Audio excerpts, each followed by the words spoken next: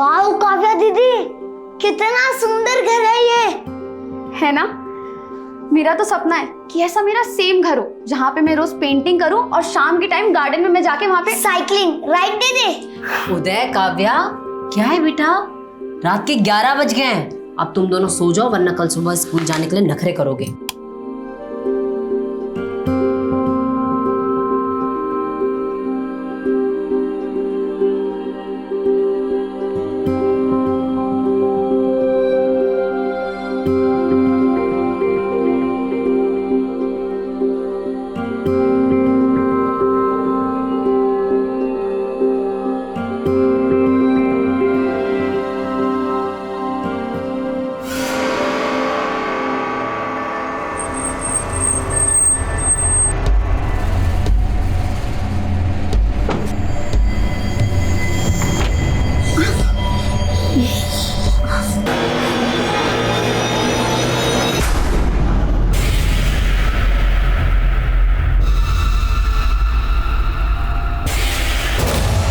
नमस्कार, मैं Sonali Kulkarni crime petrol 70 के इस नए अध्याय में आपका स्वागत करती हूँ। तस्वीरों में भी कहानियां छिपी होती हैं, बस उन्हें देखने की नजर और नजरिया चाहिए। ये केस भी एक तस्वीर है जिसमें एक सहमा देने वाली व्यथा छिपी है, और इस व्यथा के कई जीते जागते पात्र थे जिनकी आप बीती 223 पन्नों की एक चार्जशीट में लिखी गई थी। इस केस के केंद्र में थी 16 वर्षीय काव्या। पेंटिंग और साइकिलिंग का शौक रखने वाली काव्या ने सोचा नहीं होगा कि वो एक ऐसे गुनाह का केंद्र थी जहां से ये केस 360 डिग्री का घुमाव लेकर एक ऐसी परिधि का निर्माण कर रहा था जिसके अंदर इंसानी दर्द को चीर देने वाली सिसकियां भी थी और डरा देने वाला हाहाकार भी। कहते हैं इंसान के शरीर में जितने रोम होते हैं, पूरे जीवन काल में उसके मन में उतनी ही संख्या के कई ख्याल जन्म लेते हैं, और इस केस को जन्म देने वाला भी एक ख्याल था, एक ऐसा विकृत ख्याल जो हिंदुस्तान की क्राइम हिस्ट्री का काला धब्बा बन गया। मैं कोई बहाना नहीं सुनूंगी काव्या, चल उठ, स्कूल तो जाना ही पड़ेगा। मम्मी सच में पेट में बहुत दर्द हो रहा है। काव्या, तेरे बहाने नहीं खत्म होते, चल उठ बेटा। हाँ सच बोल रही हूँ, विंची दादा की कसम। विंची दादा? ये कौन है? माँ Leonardo da Vinci, the famous painter जिन्होंने मोनालिसा बनाई थी। वाह बेटा वाह, और तू अपनी माँ को बना। उठ काव्या, बेटा बोर्ड एग्जाम्स है इस बार, तेरे कुछ तो पढ़ ले। अरे माँ पढ़ लूंगी, लेकिन अभी तेरे पापा आ गए। अरे तू काव्या सुन बेटा। अरे तू पापा मेरा बच्चा। पापा मैंने एक पेंटिंग बनाई है, आपको दिखाऊंगी। यहाँ भी। और अब कहाँ गया पेट दर्द? अभी भी हो रहा है। पापा देखो ना। काव्या, तेरी नौटंकी बंद कर, जल्दी रेडी हो और स्कूल जा, वरना लेट हो जाएगी तू। अरे क्या सरिता, बेचारी के पेट में दर्द हो रहा है और तुम इसे डांट रही हो। जा बेटा, आज की तेरी स्कूल की छुट्टी। बिगाड़ो और बिगाड़ो बेटी को। एग्जाम में इतने बड़े बड़े अंडे मिलेंगे ना तो मुझे मत कहना आप। अरे कुछ नहीं होगा। माँ, अगर दीदी स्कूल ना जाए तो मैं भी छुट्टी कर दूं? हाँ हाँ, क्यों नहीं। जल्दी यूनिफॉर्म पहनो, रेडी हो, तेरी स्कूल बस आ रही है। सरिता, मुझे 1 घंटे में निकलना है। हाँ, तुम जरा चाय रख दो। अरे ये क्या बात हुई? और आप अपनी हेल्थ का बिल्कुल ध्यान नहीं रख रहे हैं आजकल। इतना नाइट शिफ्ट क्यों कर रहे हैं आप? क्या करूं, दूसरा यूनिट जो शुरू हो रहा है, मैं भी नहा कर आता हूँ। हाँ, एक मिनट, आप ग्रीन चेक शर्ट पहन के गए थे ना, फिर ये? हाँ, वो नाइट ड्यूटी लगने वाली थी ना, तो मुझे अंदाजा था, इसलिए एक एक्स्ट्रा शर्ट साथ ले गया था। नहा कर आता हूँ। हाँ, इनकी गंदी शर्ट ना बैग में ही होगी, धोने में डाल देती हूँ।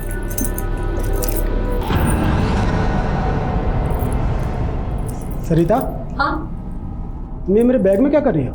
अरे वो आपने बोला था ना गंदी शर्ट है, तो मैंने सोचा मैं धोने में डाल दूं। शर्ट तो मिली नहीं। ये चाबी किसी के घर की है क्या?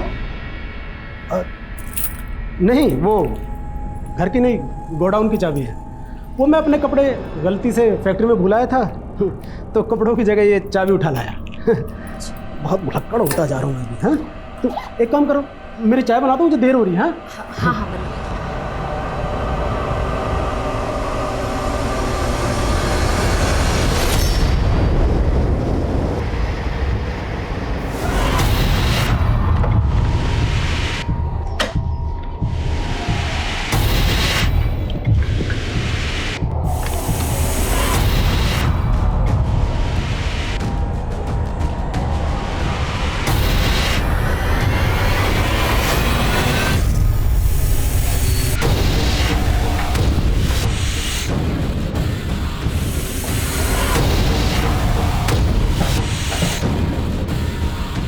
Good morning. सुबह कहाँ चलने गए थे तुम? वो घर गया था। घर गए थे तुम? मैंने तुमसे कहा था ना कि अगर मुझसे रिश्ता रखना है तो अपने घर से रिश्ता तोड़ना पड़ेगा तुम्हें। सुनीता, तुम समझने की कोशिश करो, ये इतना आसान नहीं है। देखो, तुम्हें अपनी वाइफ को डिवोर्स देना पड़ेगा, नहीं तो मैं उसको जाके सब सच सच बता दूंगी। सुबह आ गए मैं।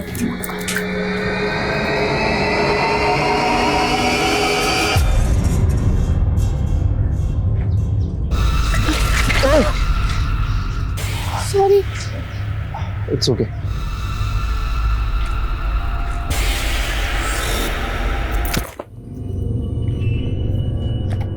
काव्या, चले बाल्टी उठा और अंदर लेके जा, मैं उदय को लेने जा रही हूँ। माँ, मैं ले आती हूँ ना उदय को, और वो रिया से भी पूछ लूंगी कि स्कूल में क्या पढ़ाया है। अच्छा चल ठीक है, फिर तू ही चली जा। जा और सुन, हाँ? उदय को लेके सीधा घर आना, कहीं भटकने की जरूरत नहीं है। हाँ माँ।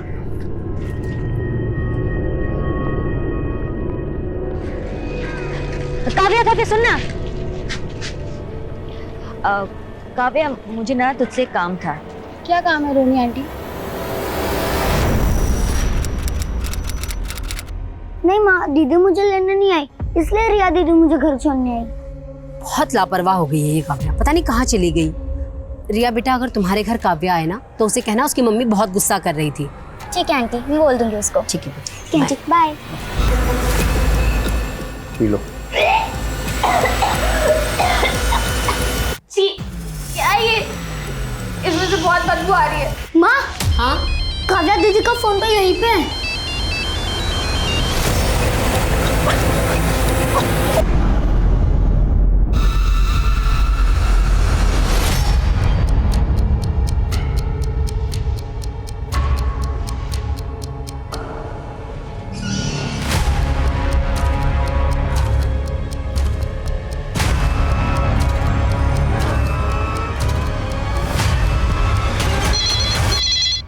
हेलो।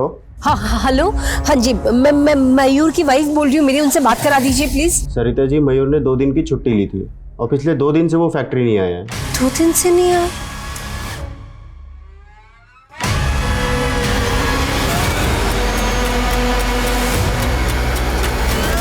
उदय, माँ, काव्या आ गई क्या घर पे? नहीं माँ, आपको मिली दीदी? नहीं, चल उधर उधर देखते, चल चल। भाई साहब, ये मेरी बेटी है काव्या, आपने देखा कैसे कहीं? मम्मा, हाँ? काव्या दीदी की साइकिल। हाँ? काव्या की साइकिल?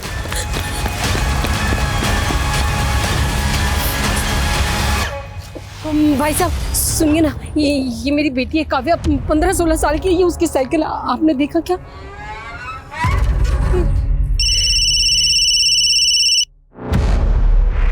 हेलो मयूर, काव्या कहीं नहीं मिल रही।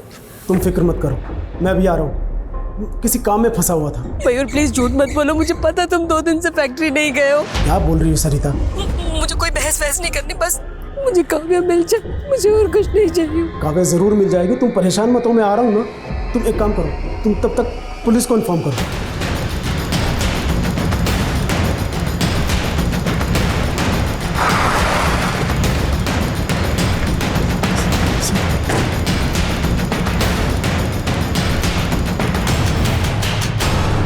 मेरी बेटी काव्या अपने भाई उदय को पिक करने के लिए निकली थी, ये उसकी साइकिल है।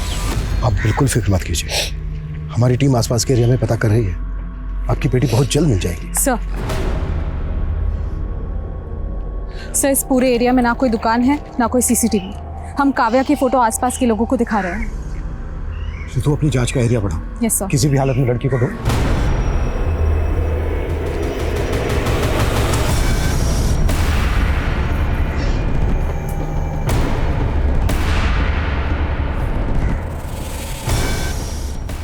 इस्माइल, मतलब काव्या को अगवा किया गया है।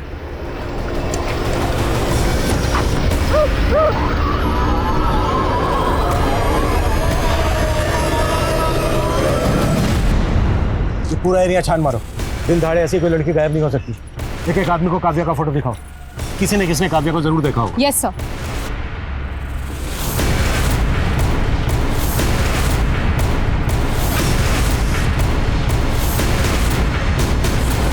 आपके बेटे की स्कूल बस यहाँ आकर रुकती है। यहाँ से आपका घर कितनी दूर है? जी आधा किलोमीटर इस तरफ। आपका घर है यहाँ से आधा किलोमीटर दूर इस तरफ, और काव्या घर से यहाँ आने के लिए निकली, जबकि काव्या की साइकिल मिली हमें मकराना रोड पर, जो यहाँ से 700 मीटर दूर। सर वो हमारे घर से ना एक रास्ता मकराना रोड की तरफ भी निकलता है जो सीधा फिर यहीं आता है। काव्या ने यहाँ आने के लिए इतना लंबा रास्ता क्यों लिया होगा? क्या मकराना रोड पे काव्या का कोई जानने वाला रहता है जहाँ वो जाने वाली है? जी नहीं, काव्या को साइकिलिंग का शौक है, हो सकता है इस वजह से उसने वो लंबा रास्ता लिया हो। क्या काव्या का कोई बॉयफ्रेंड है? नहीं नहीं सर, वो तो बस 16 साल की छोटी बच्ची है। हाँ, लेकिन क्या है कि आजकल की जनरेशन। एनीवे, हमने काव्या का फोन अनलॉक होने के लिए दिया है, शायद उससे कुछ पता चला। सरिता जी, आपने हमें बताया था कि काव्या हमेशा स्कूल ना जाने के लिए बहाने ढूंढती थी, तो क्या स्कूल में उसे कोई प्रॉब्लम थी? नहीं, ऐसा तो उसने न कभी कुछ कहा न बताया। आपकी किसी के साथ दुश्मनी, अनबन या धमकी दी हो किसी ने आपको? जी नहीं, बिल्कुल भी नहीं। हमें लगता है बहुत जल्दी आप लोगों को फिरौती के लिए कॉल है। जैसे ही कॉल आए प्लीज हमें बताइए। मैंने काव्या को रोहिणी दीदी के साथ आज दोपहर में देखा था। दोनों आपस में कुछ बातें कर रहे थे। कहाँ रहती है रोहिणी?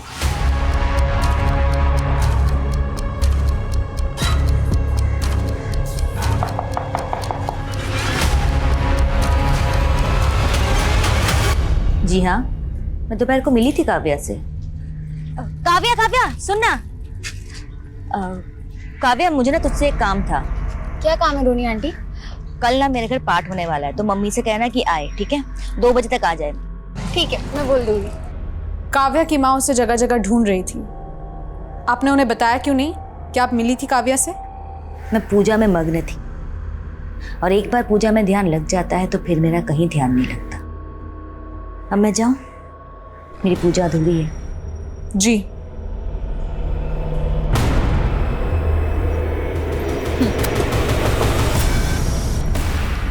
सर, फॉरेंसिक्स ने ये कंफर्म किया है कि काव्या की साइकिल के पास जो रुमाल मिला था उसमें के ट्रेसेस मिले हैं। काव्या के पेरेंट्स को अभी तक रैंसम का कॉल आया नहीं। 12 घंटे हो गए हैं किडनैपिंग में। अब तक तो कॉल आ जाना चाहिए था। ये किडनैपिंग वाकई में रैंसम के लिए हुई है या फिर एंगल कुछ और है? एक नंबर का नालायक हो गया है तू। शर्म नहीं आती ना तुझे? फिर फेल हो गया। अरे मंदबुद्धि, दिमाग में भूसा पड़ा पड़ा है या गोबर? बाबूजी, एक और मौका दे दो, मैं अगली बार से कर नालायक। अरे तुझसे तो अच्छा किसी जानवर को पढ़ाता तो वो अफसर बन जाता। लेकिन बाबूजी, मैं अगली बार। एकदम चुप।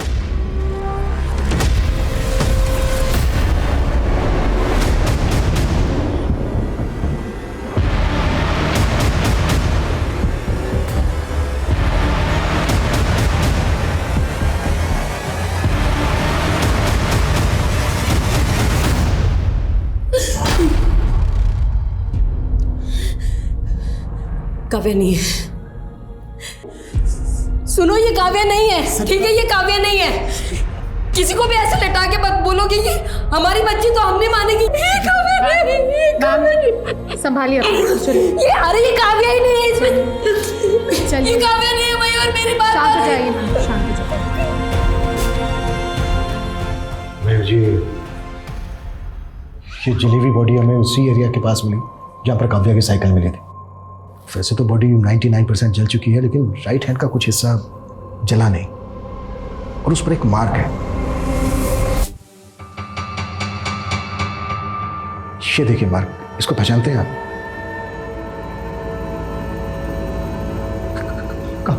काव्या के कलाई पे भी निशान था। तो क्या ये काव्या काव्या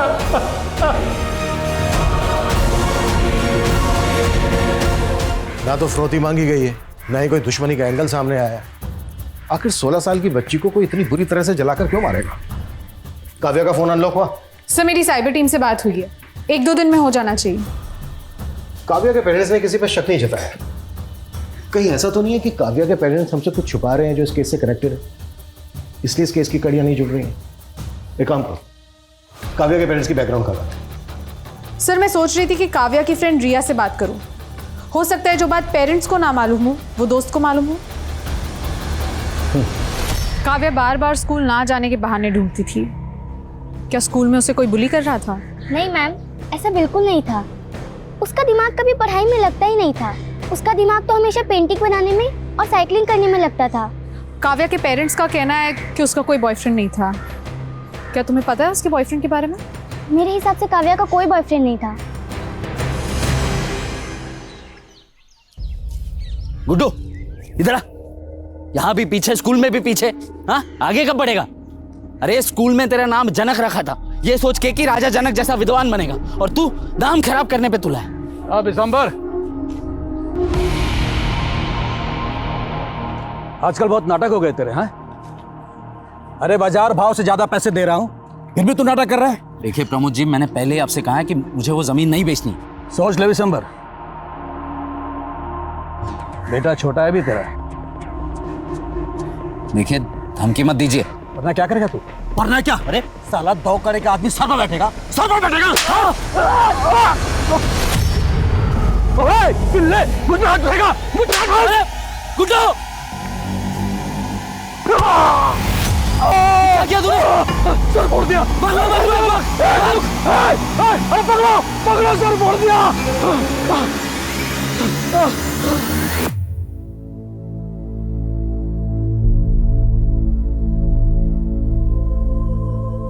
माँ दीदी ने आधे घंटे से खड़ा कर रखा है, कहती है तेरा स्केच बनाऊंगी, और देखो क्या बना दिया। माँ माँ, अब दीदी वापस कभी भी नहीं आएगी।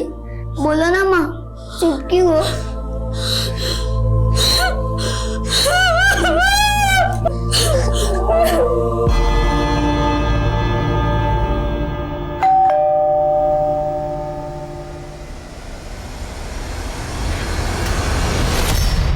सर आप? मयूर जी, हमें आपके घर की तलाशी लेनी है।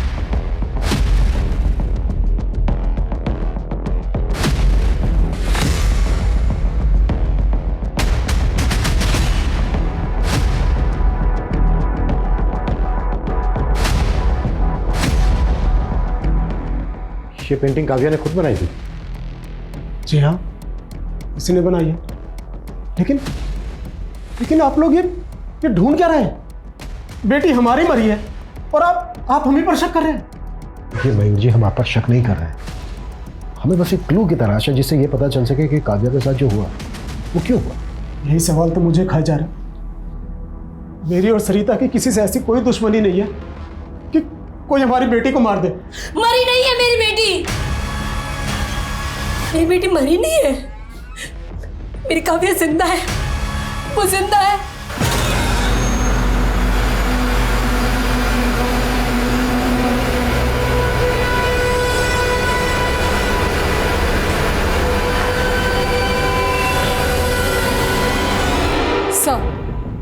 मैंने काव्या के स्कूल में पूछताछ की। काव्या की किसी के साथ कोई प्रॉब्लम हो ऐसा कुछ सामने नहीं आया। लेकिन सर, मैंने काव्या की पड़ोसी रोहिणी का बैकग्राउंड चेक किया। काफ़ी कर्मकांड वाली औरत है। बच्चा नहीं हो पाया इस बात का काफ़ी मलाल है उसे। और सर, रोहिणी का एक मुंह बोला भाई है सर्वेश, जो एक सन्यासी है। तुम्हारे कहने का मतलब है कि ये तंत्रबंध का चक्कर हो सकता है? रोहिणी ने ही बच्चा पाने की चाहत में काव्या के साथ कुछ कर दिया? सर, मैंने खबरियों से कहा है कि रोहिणी के सन्यासी भाई की कुंडली निकाले। रोहिणी जीजा जी नहीं आए? मैं जानता था वो नहीं आएंगे। तुम उनकी छोड़ो, ये बताओ आगे क्या करना है? ये लो, उन्हें खाने में मिलाकर एक बार खिला देना, फिर जो तुम चाहोगे सिर्फ वही होगा।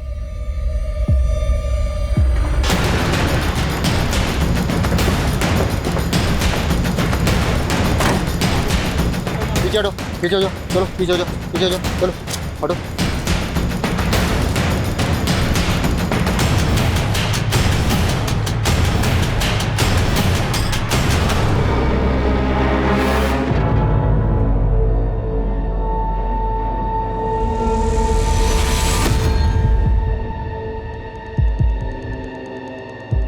उस लड़की के भी राइट हैंड की कलाई पर मार्क है। सर। विमल सर, बॉडी को पोस्टमार्टम के लिए भेजो। सर, उस जली हुई लाश की फोरेंसिक रिपोर्ट आना बाकी है, लेकिन डॉक्टर ने मुझे अभी अभी कंफर्म किया कि वो लाश किसी 25 से 26 साल की ग्रोन अप लड़की की थी। 25 से 26 साल की लड़की की थी, लेकिन काव्या तो सिर्फ 16 साल की थी।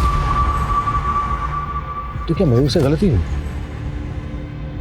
या फिर मयूर ने जानबूझकर गलत शिनाख्त की? इस लड़की के राइट हैंड की कलाई पर भी एक मार्क है, कहीं यही तो काव्या नहीं है? सर, ये सब क्या? पहले आपसे पहचानने में भूल हुई थी। वो जली हुई लाश आपकी बेटी काव्या की नहीं थी। देखा, मैंने कहा था ना, वो हमारी काव्या नहीं थी, और ये भी हमारी काव्या नहीं है। ये अपना काम ही नहीं करना चाहते, हमसे अपना पल्ला छुड़ाना चाहते हैं ये। Sarita ji, I am very sorry, but इस बार जो हमें लाश मिली है उसकी कद काठी और उम्र काव्या से बिल्कुल मैच करती है, और इसके दाहिने हाथ की कलाई पर भी एक निशान है। प्लीज आप लोग वो निशान देख लीजिए। हम क्यों देखें वो निशान? पिछली बार भी तो आपने यही बात की थी ना। अरे आप हमारी बेटी को ढूंढने की कोशिश कीजिए ना, आप भी क्या हमें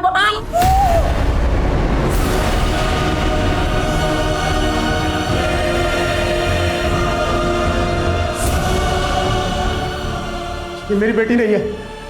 नहीं, आप परेशान कर रहे हैं, हमें जानबूझ के परेशान कर रहे हैं। मेरी बेटी नहीं है। चलो चलो सरिता, ये हमारी बेटी नहीं है, चलो। एक जली हुई लाश, एक सरकटी लाश और एक गंभीर सवाल, काव्या को वाकई मार दिया गया था या वो दो लाशें इस केस को भटकाने की चाल थी? काव्या अब भी उसकी मां और भाई की उम्मीदों में जिंदा थी, लेकिन काव्या के पिता ने जिस तरह से उन लाशों की शिनाख्त की, उसने पुलिस की उलझनें और बढ़ा दी और डीएनए करवाना बेहद जरूरी हो गया।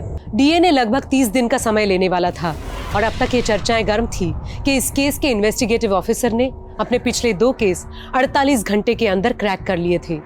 लेकिन क्या इस केस में 48 दिन या 48 महीने भी काफी थे?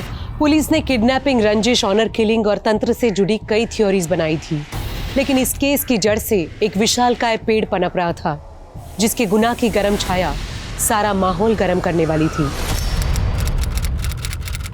इस इलाके की 3000 युवाओं की नौकरी से जुड़ा हुआ है ये मामला। 3000 लोग, यानी कि 3000 परिवार। अब सवाल ये उठता है कि क्या हमारे नेता धर्म और जात की राजनीति को छोड़ के इस अहम मुद्दे पर बात करेंगे रोजगार जैसे? शायद नहीं करेंगे।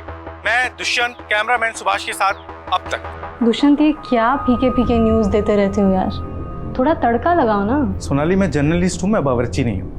एंड बाय द वे, ये जयदत्त ग्रुप ऑफ हॉस्पिटल की फाइल है, देख लो। खेड़ापुर के गांव के लोगों का ऑपरेशन किया गया, उनके ऑर्गन्स निकाले गए, उनको डराया धमकाया गया। It's a serious matter Sonali. Dushyant, news serious नहीं, सेंसेशनल होना चाहिए। और वैसे भी क्या फर्क पड़ता है यार, छोटे से गांव में क्या हुआ? फर्क पड़ता है। हम लोग इस प्रोफेशन में इसलिए आए थे ना, ताकि मेन स्ट्रीम मीडिया में वो मुद्दे हम दिखाएंगे जो अब तक नहीं दिखाए जा रहे थे। Sorry Dushyant, as a wife मैं तुम्हें सपोर्ट करती हूँ, लेकिन एडिटर के नाते मैं ये स्टोरी अलाउ नहीं कर सकती। वैसे ही बहुत मानहानि के दावे हैं हमारे खिलाफ। I can't take the risk, please understand. हम लोगों की सोच बहुत अलग है एक्चुअली। तुम ना सिर्फ शोर मचाना चाहती हो, लेकिन मैं सच दिखाना चाहता हूँ। सोनाली, हम हस्बैंड वाइफ है, ठीक है, लेकिन मुझे लगता है मैं तुम्हारे साथ अब काम नहीं कर पाऊंगा। I think I should leave this channel now. Enough. Dushyant, नहीं यार, बस सोनाली हो गया अभी। इतना सीरियस क्यों हो रहे हो यार? Just relax. देखो, अभी कुछ देर में मैं लाइव जा रही हूँ, हम आराम से बैठ के बात करेंगे ना इस बारे में letter. Chira, I C you soon.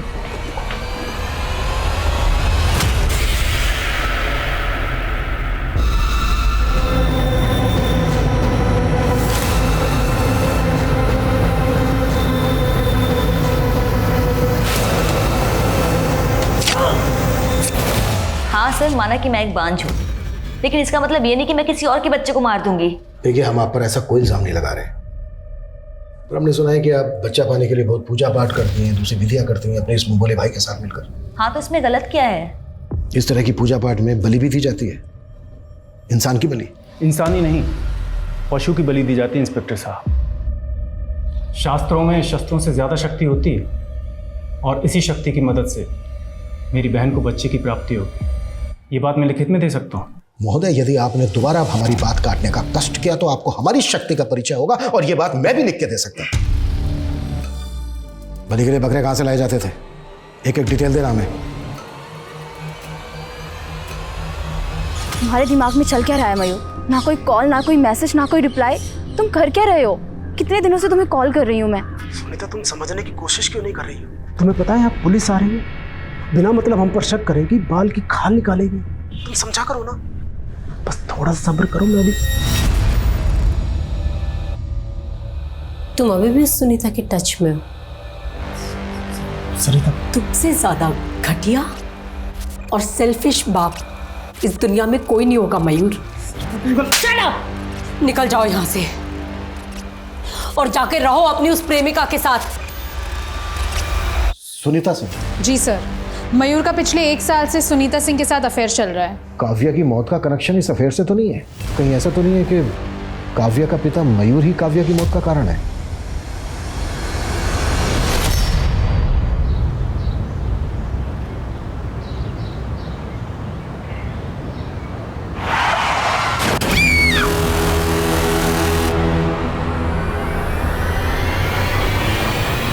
What? सरिता का एक्सीडेंट हो गया है? इसमें जरूर मयूर का हाथ है। नहीं सर, मैंने पता किया है, ये रैश ड्राइविंग का केस है। ड्राइवर नशे में था। मुझे अभी भी यकीन नहीं हो रहा है कि केस इतनी आसानी से खत्म होने वाला नहीं है। रितु, मयूर और मयूर के गर्लफ्रेंड दोनों को थाने बुलाओ। Yes sir. तो माहेश्वरी जी, आपको लौकी की सब्जी ज्यादा पसंद है या आलू की? सोनाली, मैं एक गरीब परिवार से आती हूँ। भूख देखी है मैंने, इसीलिए खाने में मेरे कोई नखरे नहीं है। जो मिल जाए खुशी से खा लेती हूँ। आपकी इसी सादगी की वजह से तो आप जानी जाती है।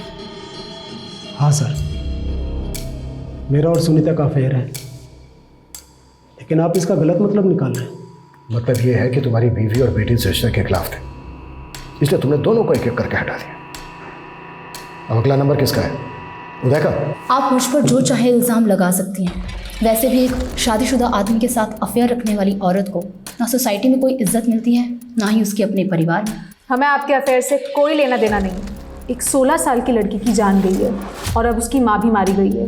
देखिए, आप यकीन करिए, मुझे भी सरिता और काव्या की मौत का उतना ही अफसोस है, लेकिन मैं किसी बात के लिए गिल्टी नहीं हूँ, क्योंकि मैंने कुछ गलत नहीं किया है।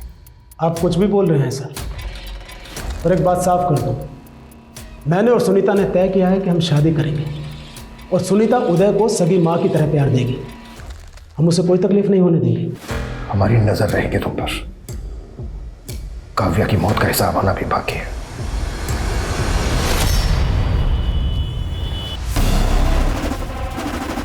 डॉक्टर कविता, छोड़ोगे नहीं तुझे? बता मेरा बच्चा कहाँ है? कौन हो तुम? क्या बात कर रही हो? नाटक बंद कर। तूने मेरी डिलीवरी की थी ना, और उसके बाद तूने बोला कि मेरा बच्चा मरा हुआ पैदा हुआ है। तूने मेरे बच्चे की शक्ल भी नहीं देख लेती।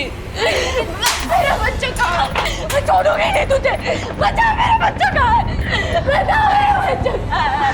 छोड़ूंगी नहीं देखो, बता मेरा बच्चा कहाँ है? सर, डीएनए रिपोर्ट आ चुकी है। वो सर कटी लाश काव्या की है। पता था मुझे, लेकिन मयूर और उसकी गर्लफ्रेंड सुनीता के खिलाफ हमारे पास एक भी सबूत नहीं है जिससे हम ये साबित कर सकें कि काव्या के मर्डर में उनका हाथ है। कहाँ चूक हो रही है हमसे? हमें ये केस रीइन्वेस्टिगेट करना होगा। सर, हमें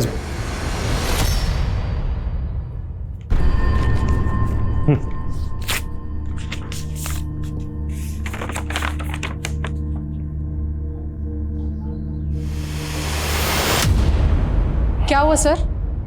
प्रमोशन लेटर है। कॉन्ग्रेचुलेशंस। पर सर, आप इतने परेशान क्यों हैं? 7 दिन के बाद ज्वाइन करना है।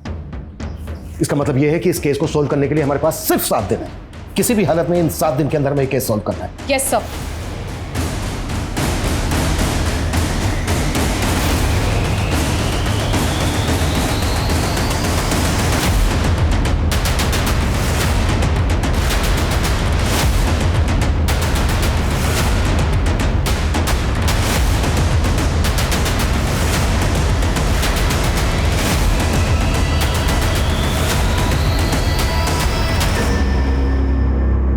सोनाली, ये जो वीडियो वायरल हुआ है देखा है तुमने?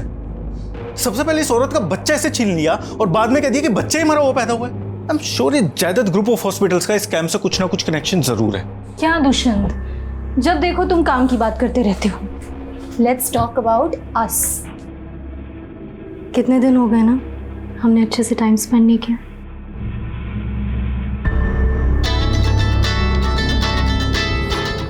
सोनाली, मुझे बहुत इंपॉर्टेंट टिप मिली है, मुझे जाना होगा। I have to go, please. Hello,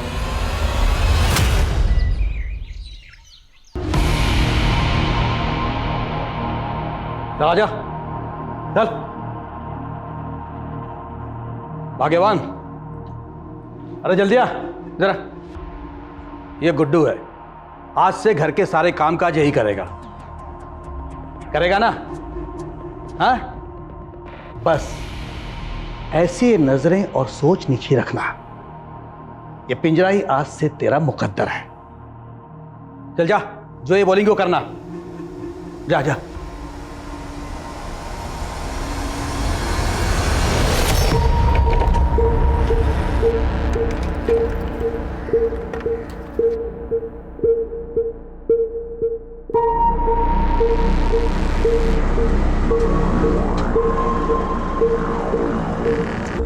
कहाँ हो तुम? अभी आधा घंटा और लगेगा। तो फिर मुझे इतना जल्दी क्यों बुलाया? और तुमने उस लड़की की वो इन्फॉर्मेशन निकाली जिस लड़की का वीडियो वायरल हुआ था सनातन हॉस्पिटल का?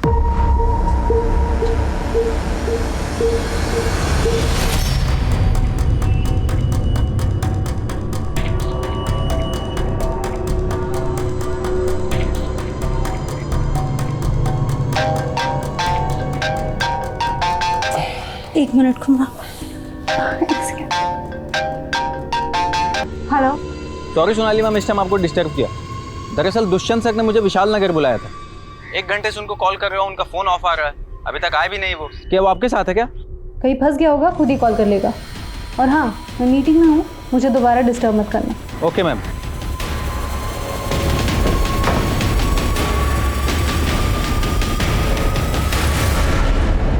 अबे ये सोच कर दबा कि तू मेरे पैर नहीं गला दबा रहा है, जोर अपने आप आ जाएगा। अबे जोर लगा। हट। अरे भगवान, एक गिलास इसे भी दे दे, इसके हाथों में जोर नहीं है। मरियल साला, देख क्या रहे, क्या देख रहा है? चल चल दबा।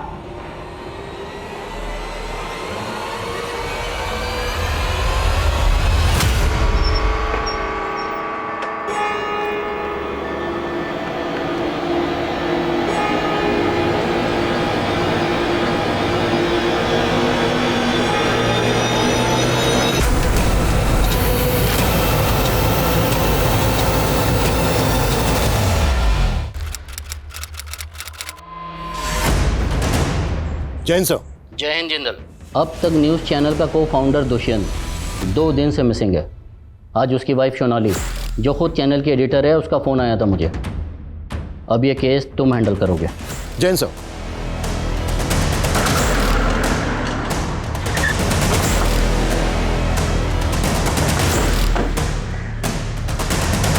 मैं समझ सकती हूँ कि दुष्यंत के गायब होने के पीछे सबको कोई ना कोई कॉन्स्पिरेसी नजर आ रही होगी। कई नेताओं, बिजनेसमैन, अधिकारियों को नाराज किया था उसने अपनी रिपोर्टिंग से, लेकिन ऑफिसर ऐसा कुछ है नहीं। आपके कहने का मतलब यह है कि दुष्यंत अपनी मर्जी से कहीं चले गए? यस ऑफिसर, एक्चुअली वो कई दिनों से मुझसे ही नाराज था। इस नाराजगी की वजह? हम दोनों ने मिलकर ये चैनल खोला था और eventually I became the face of the channel. इसीलिए दुष्यंत को कहीं ना कहीं ऐसा लगने लगा कि वो पीछे रह गया। सब उसके मन का वहम है। अगली बार मिलूंगी तो समझा लूंगी उसे। आप प्लीज़ उसे जल्द से जल्द ढूंढ निकालिए। श्योर। सर दुष्यंत को आखिरी 3 कॉल उस्मान शेख नाम के आदमी के आए थे। सर ये है उस्मान शेख, हिस्ट्री शीटर है। सर इलीगल आर्म डीलिंग्स के चार्जेस लगे थे इसके ऊपर। लेकिन दुष्यंत की बीवी सोनाली का कहना है कि दुष्यंत उनकी प्रोफेशनल अनबन की वजह से अपनी मर्जी से कहीं चला गया है। अगर उस्मान की इसमें इन्वॉल्वमेंट है तो दुष्यंत खतरे में है। Right sir. सर दुष्यंत का फोन जैतपुर रोड के पास स्विच ऑफ हुआ था। अभिषेक, उस एरिया की सारी सीसीटीवी फुटेज स्कैन करो, शायद दुष्यंत की कहीं बाइक स्पॉट हुई हो। सर।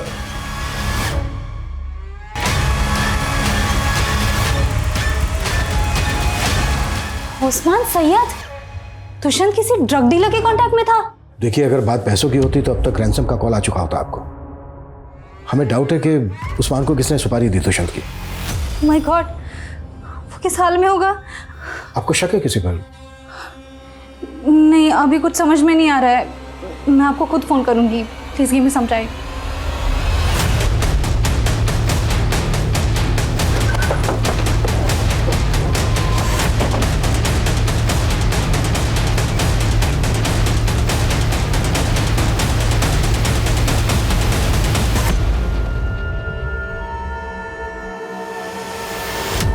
हम दुष्यंत को खोज रहे थे, लेकिन हमें इस लड़की की लाश मिली। पता करो कौन है ये लड़की। अदिति नाम है इसका। सर इसने सतनाम हॉस्पिटल वहाँ के एक डॉक्टर कविता उनके ऊपर इल्ज़ाम लगाया था कि उन्होंने इसकी डिलीवरी करवाई थी और बाद में इसके बच्चे को गायब कर दिया था और इसे मरा हुआ बच्चा सौंप दिया था। बहुत दूर की सोच रहा हूँ, लेकिन मुमकिन है कि दुष्यंत ने अदिति से कांटेक्ट किया हो। दुष्यंत कोई बहुत बड़ा खुलासा करने वाला हो, लेकिन उससे पहले ही उस्मान को दुष्यंत और अदिति की सुपारी दे दी। पता करो दुष्यंत और अदिति के बीच कोई कांटेक्ट था क्या? सर नहीं ऑफिसर, मैं इस अदिति से कभी मिली तो नहीं। हाँ, लेकिन दुष्यंत ने मुझसे बात की थी इसके वीडियो के बारे में, बट फिर उसने उस स्टोरी को फॉलो किया या नहीं ये मैं नहीं जानती। मैडम, दुष्यंत सर ने मुझसे कहा था कि वो इस स्टोरी। सर अदिति मारी जा चुकी है, कहीं दुष्यंत की जान को तो खतरा। देखिए, अगर दुष्यंत और अदिति एक दूसरे से कांटेक्ट में थे तो यस, दुष्यंत के लिए खतरा है। हम सतनाम हॉस्पिटल वालों से क्वेश्चनिंग कर रहे हैं। सर मैं किसी अदिति को नहीं जानती। जब मैंने किसी अदिति नाम के पेशेंट की डिलीवरी की ही नहीं तो बच्चा गायब करने का तो सवाल ही नहीं उठता। आप अगर चाहें तो रिकॉर्ड्स चेक कर सकते हैं। सर सतनाम हॉस्पिटल वाले तो इस बात को सिरे से खारिज कर रहे हैं कि अदिति उनके वहाँ कभी डिलीवरी के लिए आई थी। सर अदिति और दुष्यंत इन दोनों का भी आपस में कोई लिंक नहीं मिल रहा है। हो सकता है कि दोनों केसेस अलग अलग हों। दुष्यंत गायब है। दुष्यंत जिस हिस्ट्री शूटर उस्मान के टच में था वो भी गायब है।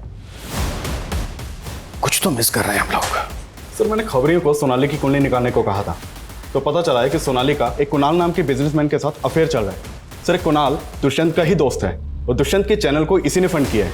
सोनाली का दुष्यंत के ही दोस्त कुणाल के साथ अफेयर चल रहा है।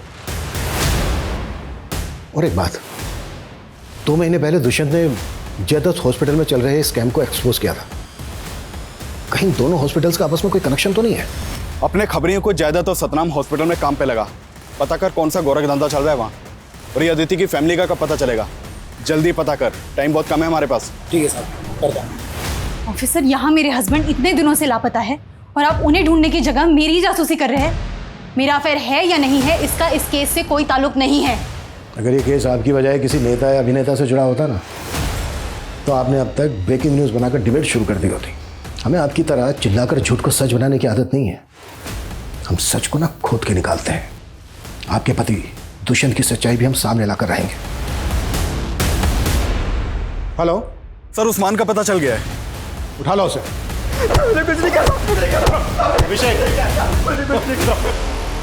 साहब मैंने किसी को नहीं मारा, मैं तो दुष्यंत साहब के लिए कबरी का काम कर रहा था। क्या काम दिया था दुष्यंत ने तुझे? वो अदिति है ना जिसने सतनाम अस्पताल पर अपना बच्चा गायब करने का इल्जाम लगाया था, बस उसी के बारे में पता करने को बोला था। अदिति के बारे में क्या पता किया तूने? साहब वो अदिति थी नहीं, उसका नाम दीपाली था और वो एक पत्रकार थी।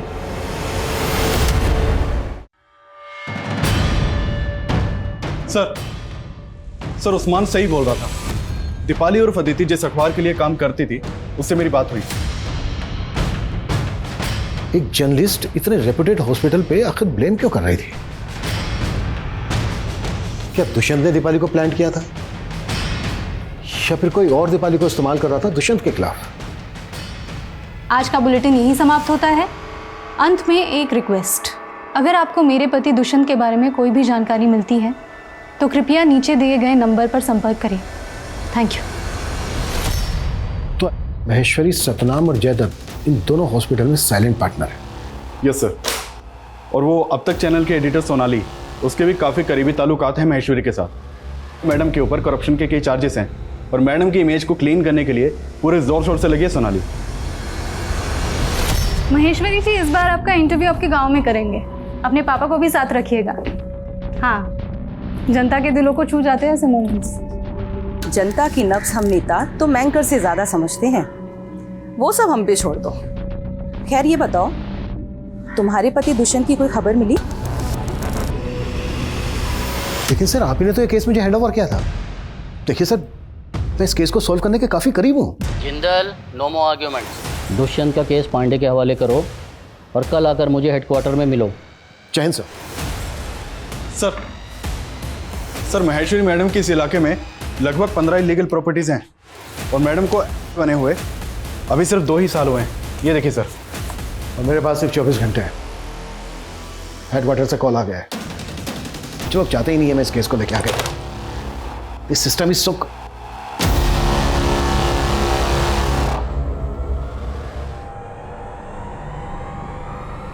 ये कॉटेज मैंने कहीं तो देखा है। ये पेंटिंग काव्या ने खुद बनाई थी? जी हाँ, इसी ने बनाई है। सर ये तो ज्योति नगर में मकराना रोड पर है।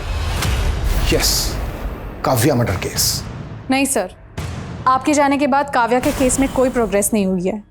और सर, काव्या के बाद पिछले 4 सालों में और भी कई यंग लड़कियों की मिसिंग केस रिपोर्ट हुई है। थैंक्स रितु। डीआईजी सर ने मुझसे एक केस तो ले लिया, लेकिन इत्तेफाक से मुझे 4 साल पुराना केस याद आ गया। और मुझे लगता है इन दोनों केसेस का आपस में कनेक्शन है, और ये कनेक्शन साबित करने के लिए हमारे पास सिर्फ आज का दिन है। आज के आज हमें ये केस क्रैक करना है।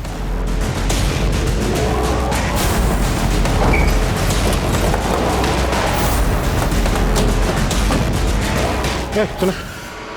ये बंगला तो सालों से बंद है साहब, यहाँ कोई नहीं आता, बस कभी कभार गुड्डू भैया आते हैं। कौन है गुड्डू? महेश्वरी का पीए।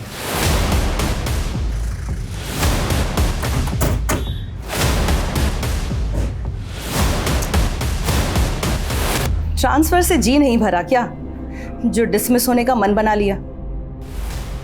मन की बात बाद में करते हैं, फिलहाल काम की बात करते हैं।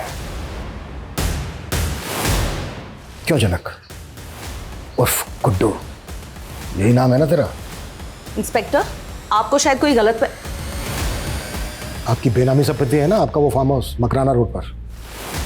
इसकी करतूत के पक्के सबूत मिले हमें वहां पर।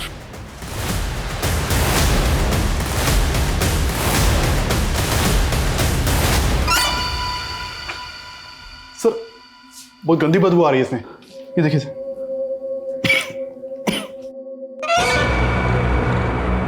ये तो खून है सर।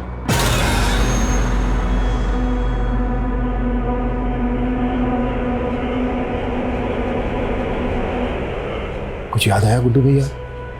नहीं आया? कोई नहीं, हम याद दिलाते। ये सब का जड़ मेरा बाप है। वो चाहता था कि मैं पढ़ लिख के एक बड़ा आदमी बनूं, लेकिन क्या करता सर, मेरे इस भेजन में कुछ घुसता ही नहीं कभी।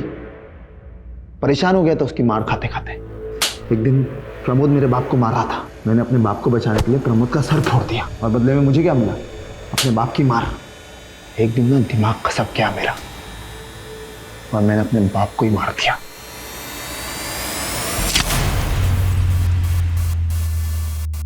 प्रमोद बड़ी तेज बुद्धि थी उसकी सर। मुझे अपने साथ अपने घर ले गया, सोचा जिंदगी भर ना नौकर बना के रखेगा। मैं भी चला गया, सियाना आदमी। जैसे ही मुझे मौका मिला ना, गला घोटकर मार दिया साले को। ये सब महेश्वरी के कहने पे किया ना तूने? नहीं, महेश्वरी मैडम को तो पता ही नहीं है कि उनके पति को किसने मारा। कभी मुझ पर शक भी नहीं हुआ। और महेश्वरी मैडम और बड़ी सयानी औरत निकली होगी, दिमाग लगाकर बन गई। लेकिन मुझे बड़ा मानती है वो, इसलिए उसकी सेवा करता हूँ और मेवा खाता हूँ। काव्या को किसने मारा? काव्या अक्सर आती थी फार्म हाउस पे, देखते ही पसंद आ गई मुझे। अच्छी कलाकार थी, साइकिल भी बढ़िया चलाती थी। अच्छी लगी तो उठा लिया उसको, पहले रेप किया, फिर जान से मार दिया उसको। वो पत्रकार दुष्यंत, उसको भी मैंने ही मारा था। मैडम की जासूसी कर रहा था, अचानक फार्म हाउस पहुंच गया। कुछ तो ढूंढ रहा था वो, मुझे लगा कहीं मेरा राज खोल दे वो, तो मैं तो फंस जाऊंगा, इसलिए मार दिया उसको और रास्ते से हटा दिया। और अदिति? अदिति को भी तू नहीं मारा? अदिति नहीं, दीपाली। हाँ दीपाली। दीपाली को तू नहीं मारा? उससे मेरा कोई लेना देना नहीं था सर। ये काम मैंने महेश्वरी मैडम के लिए किया। हैरान करके रखा था उसने मैडम को।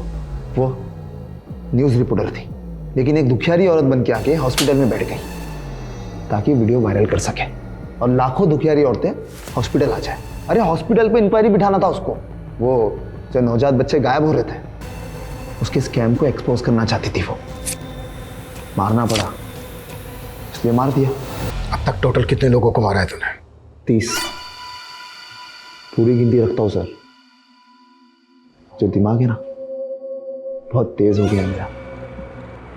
मगज का जूस पीकर। मगज का जूस पीकर मतलब? जिस किसी को मारता हूं ना, उसकी खोपड़ी अलग करके उसके दिमाग को बाहर निकालकर जूस बनाकर रसपान करता हूं। एक ज्योतिष मिले थे मुझे, उन्होंने मुझसे कहा किसी होशियार इंसान को मारकर उसके भेजे का जूस बनाकर रसपान कर लो, उसका सारा प्रभाव तुम हासिल कर लोगे। बस वही किया हमने सर। इंसान नहीं, इंसानों के नाम पर हैवान है तू। इंसानों को निकलने वाला दानव। तेरे जैसे दानवों की समाज को कोई जरूरत नहीं है।